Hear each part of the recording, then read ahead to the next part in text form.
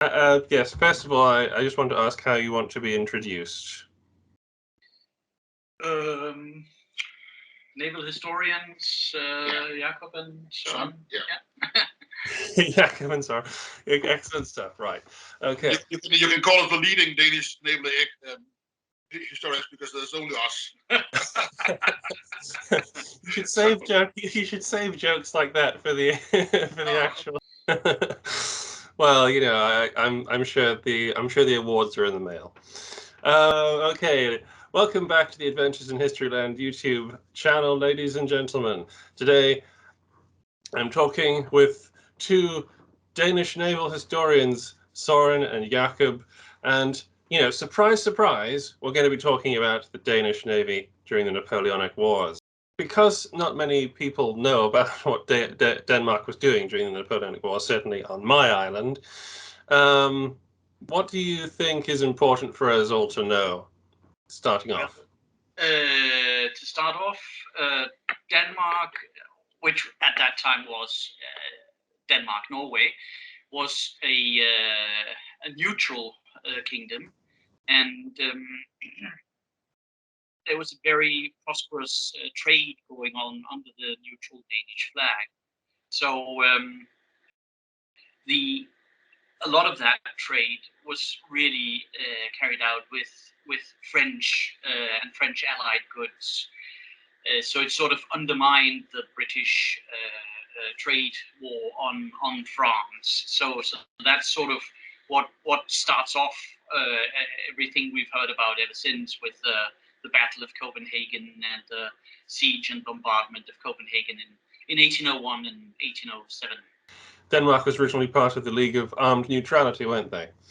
With Tsar Paul's brainchild to recreate the earlier League of Armed Neutrality that worked so well earlier. But like you say, Britain is threatened by Danish convoys, and some rather dastardly things happen.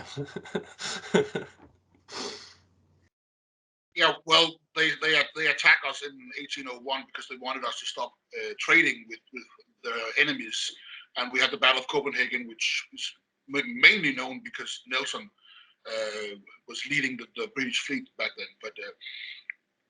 But the British fleet beat the Danes, and we kind of gave in and decided not to trade with their enemies for the next couple of years until you came back in 1807.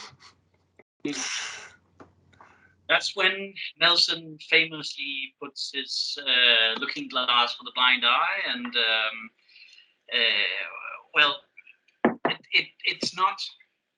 It is an important battle, but it was seen from a Danish perspective. It was kind of desperate because it was quite obvious from the very beginning that this could not be won very easily. But Denmark sort of had to fight it because we were allies with Russia and Prussia, and the Russian Tsar, who was sort of the deciding factor in this. He could, if Denmark didn't sort of contribute to the alliance this way, then he would have not had a very difficult time convincing the Prussians to go up and invade Jutland, the peninsula, and Sweden were also in the alliance. He would not have found it hard to convince them that it could be a very good idea to invade Norway, and that would have basically have left the Danish king with Zealand and some islands. So it was in that respect, the Battle of Copenhagen was really a battle that was all about Denmark's existence as a nation, as a country. And then the funny thing is that the battle was on the 2nd of April 1801, but in fact the Russian Tsar was assassinated on the 24th of March. So he had been dead for 8 days when the battle was fought.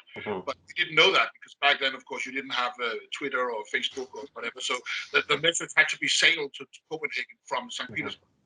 And then it did not arrive until April 9th. The point there being that had they had modern means of communications, the battle would never have been fought. Yeah, very true. I mean, there was no hashtag "the Tsar is dead."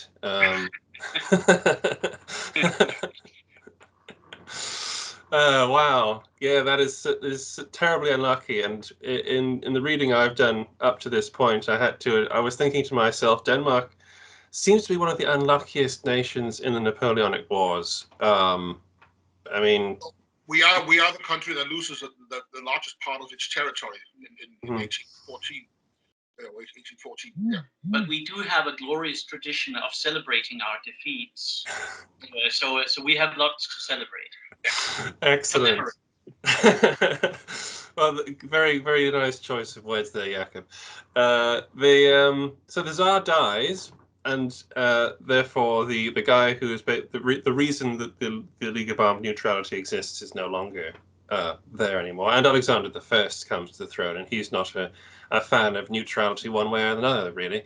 And obviously that leaves everybody who is part of the League isolated, whether it's the Prussians or the Swedish or the Danes, and of course the British. Why did the British come back?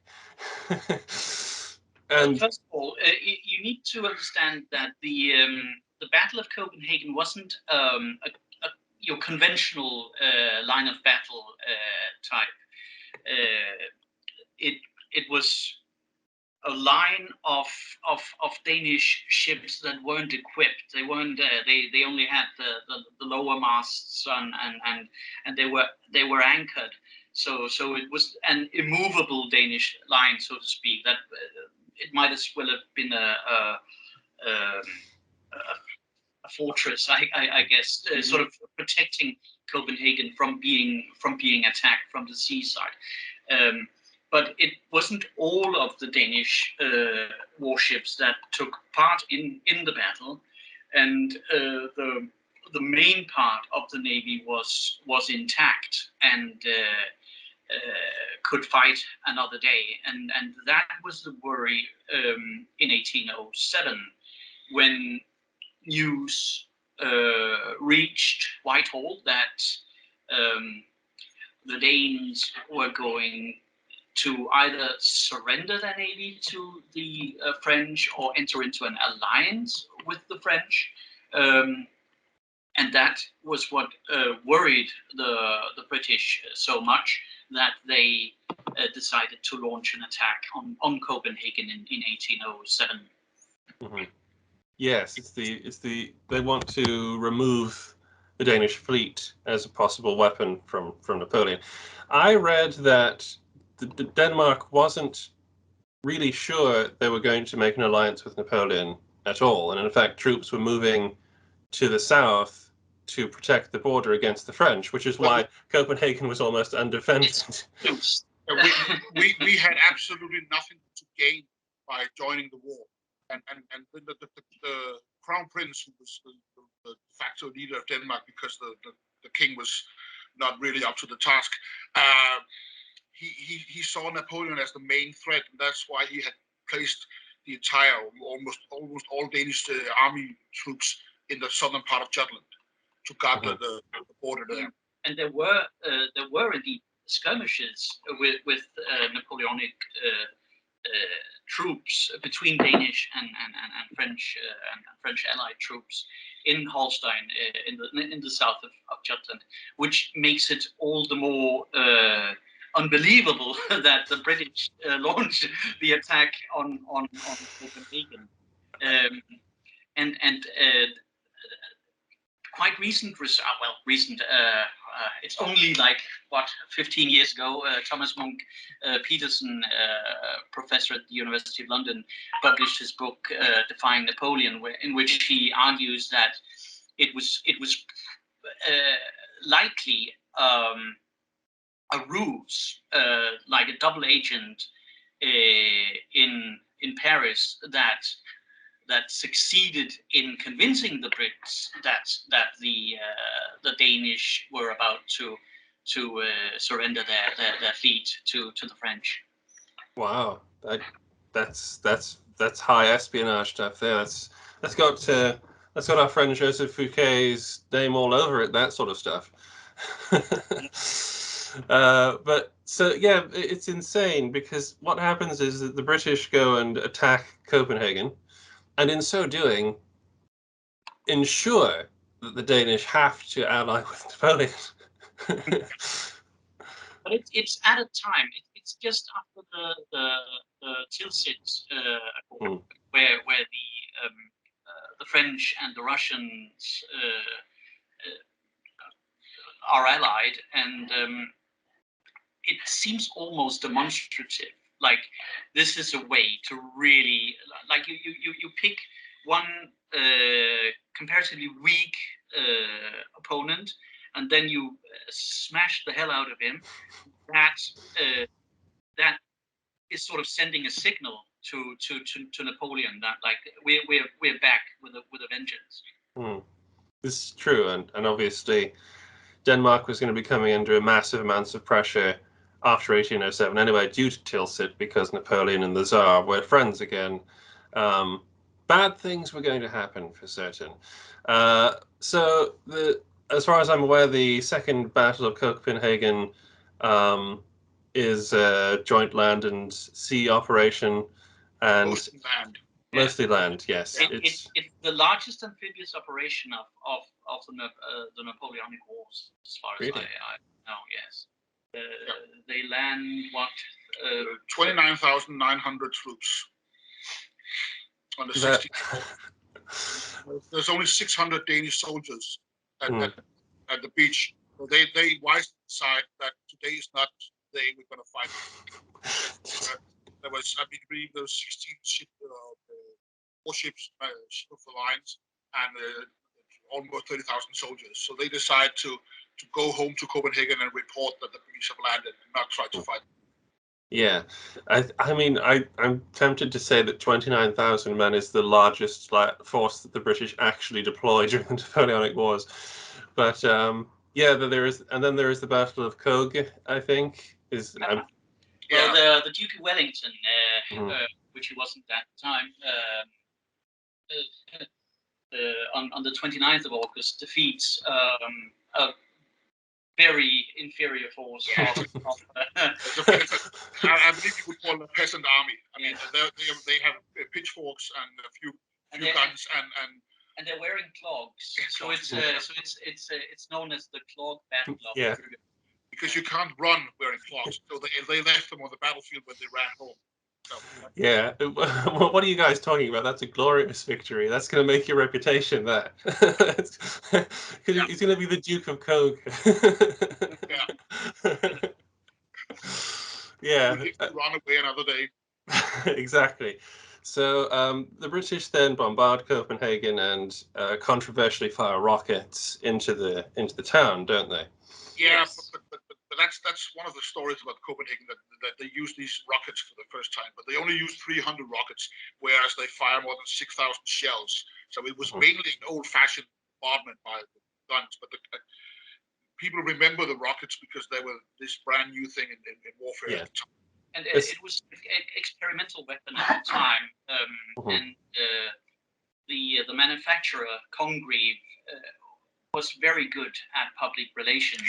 So he made sure that whenever people talked about the battle and the siege, that everybody would talk about the rockets. And they might have had some impact because they were incendiary. So there was this huge church spire in the center of Copenhagen, at the Church of Our Lady, which collapsed in the fire and set a large proportion of the city alight. Yes, infamous stuff, really. The British are not coming off very well in this episode. No, not much glory in the battle. It was I believe you would call it a sucker punch. I mean, Absolutely. we were looking the other way. We were looking towards France, and then suddenly there are 30,000 British troops bombarding our capital, and we were not expecting that. And the shelling went on for 3 consecutive nights, and that was sort of enough to convince the defenders of Copenhagen that this could not stand, and so they were forced to surrender. And of course, the implications of this are that the Danish become allies of Napoleon. Well, Yes. yeah, but the main thing is that we lose our navy, because that was practically the only thing the British wanted. When they bombed, they wanted to give us your navy. Yeah. So job done there, but at the same time, just Bring getting you coffee. that's my dad. Sorry. Support systems working a-okay.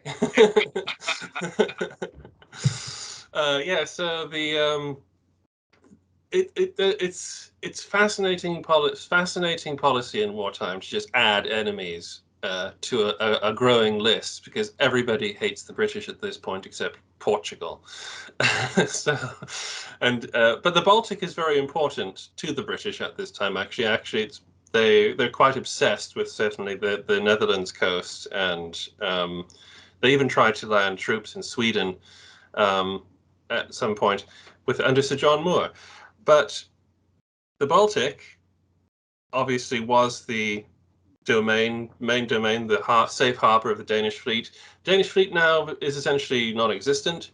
The Danish are now fully at war with Britain for reasons they probably cannot yet explain. How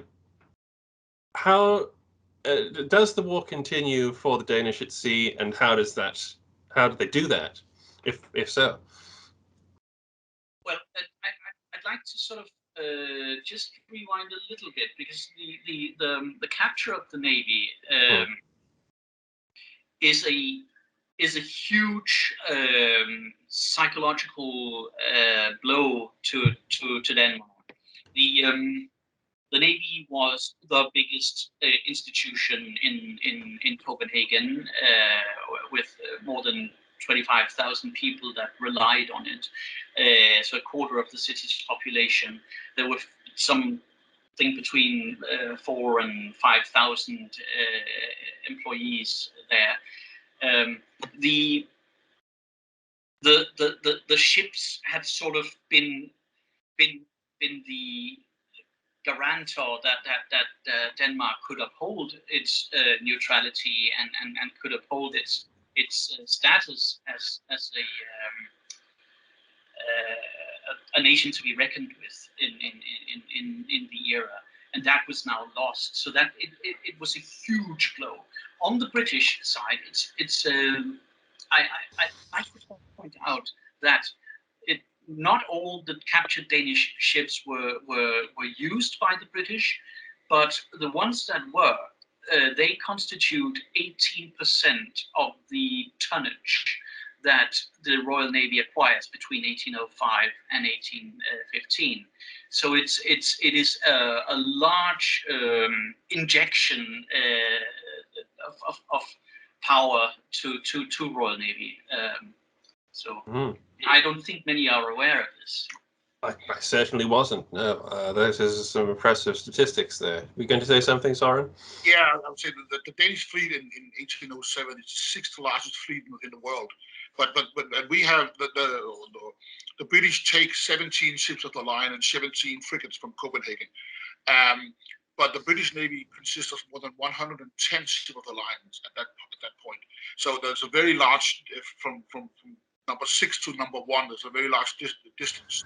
Yeah. But again, as you were saying, the Baltic, the British were afraid that even a small Danish fleet like ours could close the Baltic, and the British needed supplies, timber, tar. Finnish tar. Yeah. I believe more than 60% of the tar that was consumed by the Royal Navy came from Finland. So they were hugely reliant on. And that's why you see some of these convoys coming through the Danish waters during the period from 1807 to 1814. Some of them consist of more than 300 ships guarded by a few British ship of the line and frigates.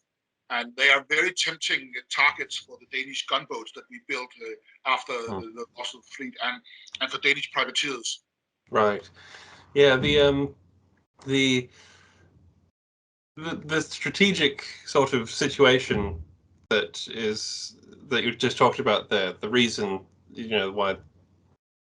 why the British were very afraid that Denmark could close off the Baltic is because this fleet, even the sixth largest fleet in the world, of course, could easily close off the Baltic. And if they're not anchored without masts, they might be able to fight back effectively. The geographic situation, it's essentially the same as during the Cold War, that the Danish straits are a choking point. So even a relatively small navy can have a great impact. So that's why it's very important for the British to have control of these straits. And when you look at the map, it looks like you can sail any which way through the Great Belt or the Little Belt or the Sound, but one must realize that the Great Belt looks wide on the surface, but it's a very treacherous body of water, so it's not easy to navigate. So control of the Sound, that's imperative. Also, you must notice that the British didn't have any tradition of going into the Baltic. Between I think 1727 and 1801. There wasn't a single British squadron that ever entered the Baltic.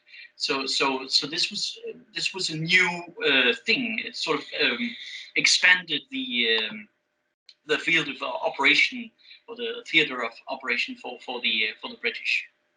Yes. And it's just that you need to know that if you want to say something, you can just signal me and I will do like this. I mean, we have 25 minutes left, but he can talk for 6 hours. Okay.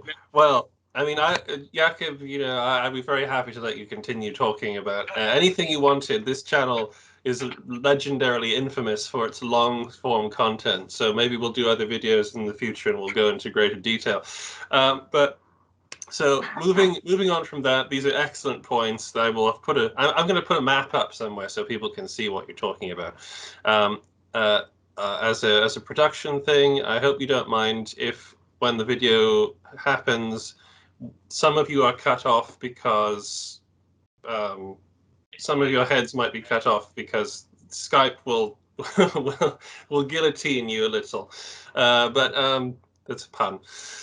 Sorry. Right, moving on. You mentioned. Thank you. I'll find a way. You mentioned earlier the gunboat. Gunboats. I feel that this is important because there is something called the Gunboat War that happens, or is something called the Gunboat War. What is that? Well, I say you, but the British took everything we needed. I took everything, Søren. I have it here. I have the ships of the line over behind me. But the problem is the Danish. We cannot build a new navy because there's no money, and building a navy would take 90,000 oak trees, and we don't have that in Denmark. So instead, they decide to use gunboats. And it's not small boats. I mean, they have two 24-pound guns, and the largest ones have a 65-man crew. So it's big boats, but they are capable of fighting if the wind is not too great. The thing is that the Danish landscape was devoid of big trees. They'd all been cut down in the centuries before, and in order to build new ships, the Danes would usually cut down trees in Pomerania, Poland or somewhere, and that was not possible now because the Royal Navy had dominated the sea. So the Danes were left with a sort of smaller scale wood that could be cut down, and then the Swedes had invented a gunboat type. There was a Swedish ship constructor with a very Swedish name, Chapman, who had invented this, and the Danes copied the type. The idea is that these gunboats are all driven, and so they are not. They don't rely on wind, and then you can utilize the Danish geography. Like you can lie in wait in the fjords, and then in the morning or in the evening when the wind has calmed, then you can row out and very comparatively speedily attack the British ships, and you can attack them from the front and from the rear, where they're not able to answer the firing very well. Mm-hmm. The problem is that the wind will very frequently pick up after a little while, and then you sit there in your rowing boat and look into the muzzles of 30 guns, and that's not a very happy situation. No, it isn't. Oh, are you going to say something, Søren? Motivated to row very, very, very fast. Yeah, lots of practice rowing required for efficient things like that. But I imagine that that would be very effective for certainly snagging the odd merchantman. You know, good privateering vessels famously were quite very small, and this seems to be an excellent idea to compensate for the lack of a navy, but still keep fighting. And I believe that actually some navy ships were actually taken by gunboats, and there's a lovely painting by Christian Malsted of a it's a brilliant painting of a warship surrendering to a swarm of gunboats. Yeah, but we took about I believe the number was 9 British warships during the war, but it was mainly brigs and nothing larger than a frigate. So we were never able to really challenge the British naval supremacy in the Danish waters. There was one skirmish in Køge Bay with the line of battle ship Africa, HMS Africa, which was attacked quite heavily, and it wasn't completely devastated, but it needed to go back for repairs. So they could inflict some damage. Yeah, I'd heard of the incident with the Africa, and I'm very fascinated by the gunboat war in its entirety and its details and things like that. But maybe we'll have to come back and do an episode on the gunboat war because we're running out of time. Do we have time to talk about the attack on Anholt? Well, yes, of course we can always find time to talk about that. Well, HMS Anholt. I hope you will begin by showing a map so that the people can see where Anholt is located. Absolutely. It's in the middle of Kattegat, and from a strategic point of view, it's a very important place because the island has water, fresh water, and then you can from there you can control both Kattegat. And the British just take the island in 1809, and in 1811 the Danes tried to retake it in a joint operation between the Danish Army and the Danish Navy. And well, you know the Murphy's Law, and that's really a classic example of Murphy's Law, because everything that can go wrong goes wrong in this attack from the Danish side. And the Danish attack with more than 1,000 men. The British have about 400 men on the island, and it turns into a total disaster mainly because the army major and the Danish or the Navy lieutenant who's in charge of this operation, they are not able to talk to each other.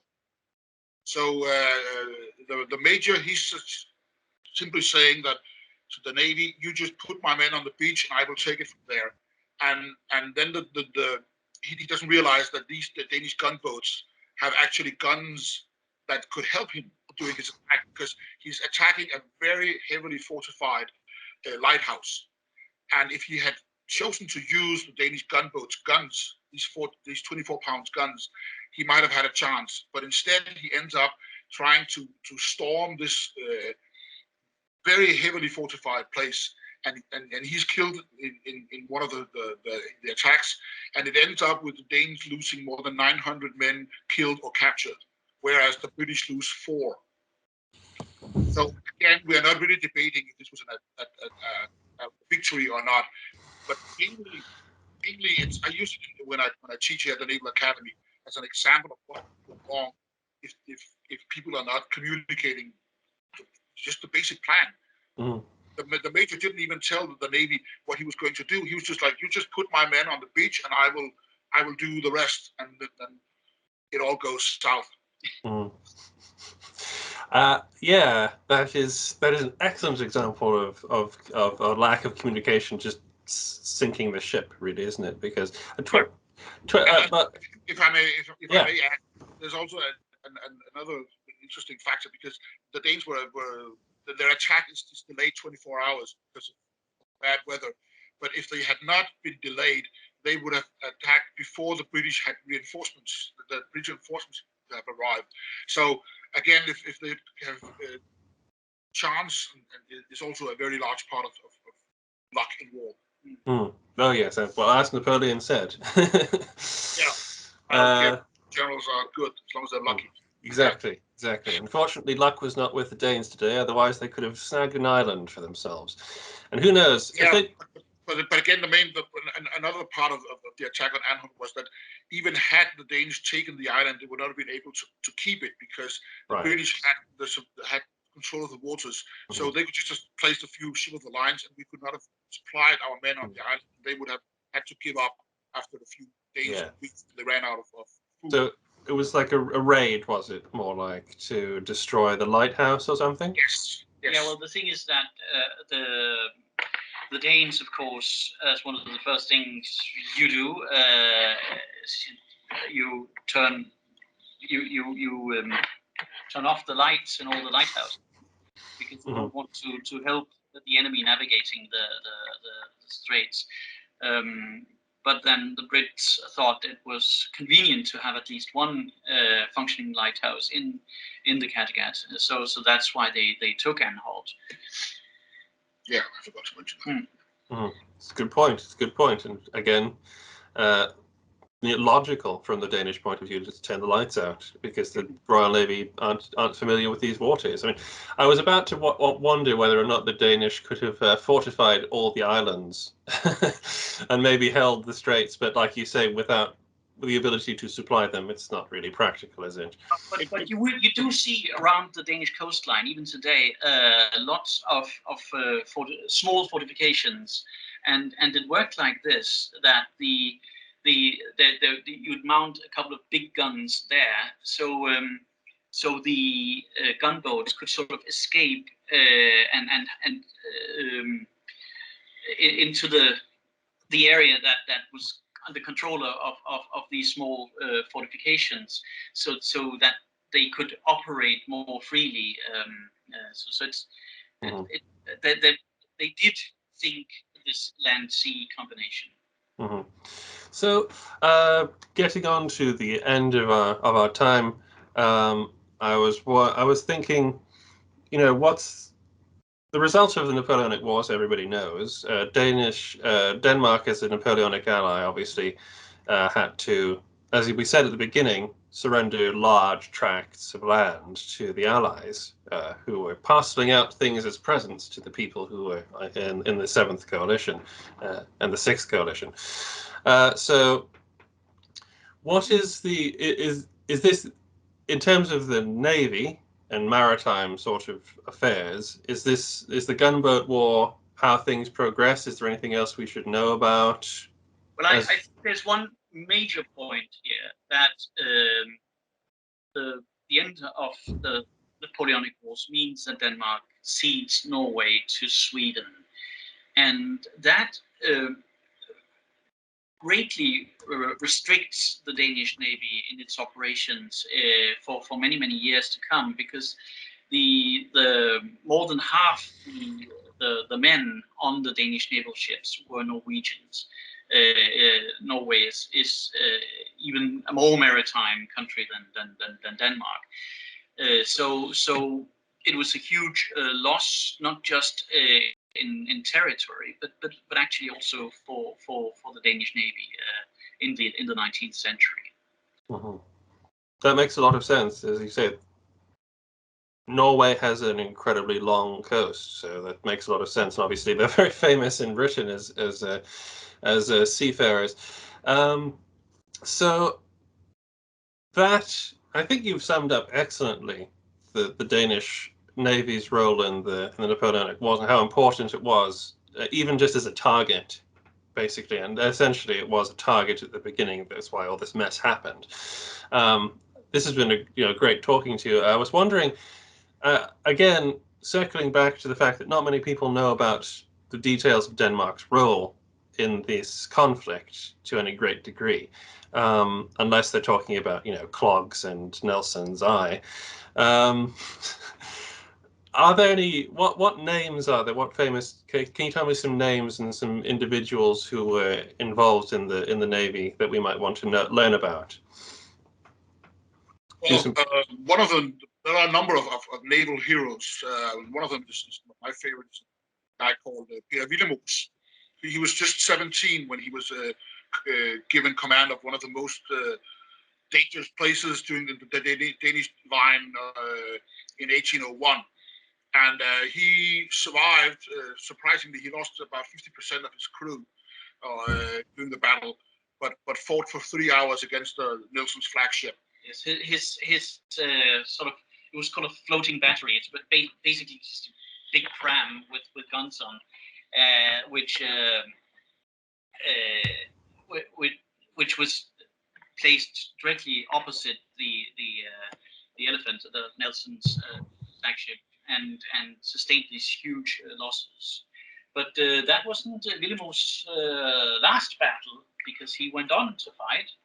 Yeah, and he was killed in 1808 when he was hit in the head by a cannonball fired from an ex-Danish ship of the line, because during the Battle of Copenhagen, the British took one Danish ship back home to Britain and commissioned it into the Royal Navy, and that ship went back into Danish waters in 1807 and 8, and in 1808 it was participated in a battle against the last serving Danish ship of the line, the Prince Christian Frederik, where Willemoes was serving on board, and he was hit in the head by a cannonball from this ship and died, of course. Not surprising. No. I think one other incident that you might want to mention is many British would be aware of the shipwreck of the HMS St. George and Defence, Christmas Eve of 1811. They wrecked off the western coast of Jutland, and it was a huge lost 1,400 men. 1,400 men, and 2 ships of the line lost that night, and a handful survived, and the rest perished. And the thing about it is that when I meet British people, I always tell them about the fantastic museum on the western coast, where they have all the excavated stuff from these 2 ships of the line, and they are just superb shipwrecks from the age of Nelson, and some of the stuff you see there you don't even see in Britain. So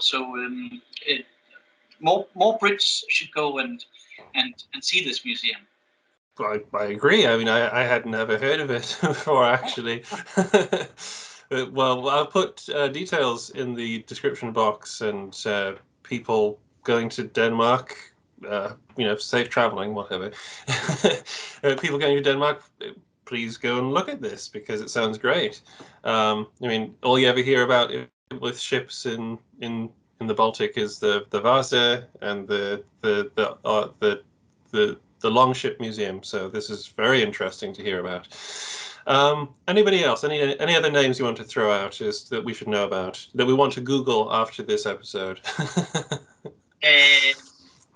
Yes, there was one person, Müller, a lieutenant, that supposedly Nelson commended after the battle, and I think it's more of a rumor than it's actual truth in it, but it is said that he suggested to the Danish that he should be promoted, and then the Danes. Danish admiral, no, the Danish crown prince, and famously said that if he were to promote all his brave lieutenants, he would have none left. So we don't need to promote any one of them because they were all very brave. All my lieutenants are admirals. Excellent. I was actually just thinking there. Now, Norway isn't the only, and I think we have enough time for me to ramble into this rabbit hole. Denmark is not just sort of in a union, in a protector of Norway. It also has a dependency in, what is it? Is it Iceland or Greenland? Iceland, Greenland, and the Faroe Islands Right. are also part of the Danish realm at this time. And obviously, that's Greenland going to be. And the Faroes remain, whereas Iceland ceded in 1944. Yes. Right. So that's a little out of our scope. But there is a book I have over here that's called like The English Dane or something like that, where some adventurer goes to Iceland and says, "I'm the king," or something like that. And what's his name now? Oh yeah, it's an absolutely crazy story, and he's. I'll get the book. And he goes to Tasmania, I think. Yeah, I'll get the book quickly so you can get his name. Literally just over here. Here it is. Yeah, the guy's insane. It's is it Jorgen Jorgensen he calls himself? Yeah, Jorgensen. Yeah. And yes, it's a fascinating story, and he sort of casts himself as sort of an Icelandic dictator for a little while, and then the Danish authorities sort of have enough of him, and he's then who is it the Brit? It's got to be the Brits that Tasmania, isn't it? Oh God, I should know this. It's problem is I haven't read the book. I just know it's on the list to read, and yes. It says on the back that he was captaining a warship for Napoleon, and then joined a British trading voyage to Iceland, and then he stages a coup, and he rules the country for 2 months. So I presume the British oust him or something, or come and arrest him. Yeah, they're the ones who sent him, ship him off because he's just too. Yeah. Which reminds me that there's another point which we haven't talked about, which is the captured Danish sailors that went to many of them served on board prison hulks in British harbors, but a lot of them were also in prison camps, and Danish naval officers were lived on parole in Reading and so being on parole meant that you sort of surrendered your sword and promised not to run, and then they would be regularly swapped. So this was very motivating for the Danish gunboats, because if you could capture an English sailor, that might be your brother's ticket home from British captivity. They were swapped on a one-to-one basis, and some people, I think Paludan, one of the he was taken officers, 3 times. He was in Reading 3 times. I mean, he knew the way back and forth. That is bad luck. I mean, yeah, I did a podcast with Zach White, who runs Napoleonic's podcasts, and I was talking about French admirals, and some of them were captured quite a lot of times and exchanged back to their native country, unless they were too good, and then suspiciously they didn't get they didn't get exchanged. But the problem for the Danish was that the ones that were captured before the siege of Copenhagen, some were captured in the month after that. They would have been taken off of Danish ships in the English Channel, for instance. They would sit all 7 years, whereas because they weren't. They couldn't be exchanged, but the ones that were taken after that date, they could be swapped easily. I think all in all there were like 7,000 Danish and Norwegian sailors that were interned in British camps on British prison hulks. Some of them incidentally being captured Danish ships left to in English Harbour. The irony is incredible in that. In fact, I don't know if there's any memorial or plaque or anywhere in Britain to these men or not. There is to the French, certainly. There is in Reading. There's a local sort of hobby historian who's done a great deal to sort of revive this history, because not many are aware of it. Yeah, well, that's an excellent bit to include there. Yes, I was wondering about the prisoners that were taken as well. What was I going to say a second ago? We have reached the limit of what we can get through in the time allowed, and it's been absolutely delightful to talk to you about it. And as you say, you can always come back for more things. Absolutely, yes. I would love to have you back, both or singular, depending on your schedules. The last question I was going to ask you is, did any Danish admirals or senior officers end up in the French Navy, where they were ships of the line or ships to command? Yes and no, because they created sort of an auxiliary squadron on the Scheldt, consisting of 2 or 3 ships? 2, yeah. Yeah. And the number of Danish sailors and officers were sort of conscribed to go there, but they were not very happy, and they didn't see any action, so they had very unhappy memories from that. Okay, excellent. All right, that was the last question I had to ask you. We've run out of time. Søren and Jakob, thank you so much for your time. It's been great talking to you. I loved everything that you were able to give me. I've learned an awful lot. I hope everybody enjoys it. Everybody, thank you for watching, and I'll see you the next time. Thank you, guys.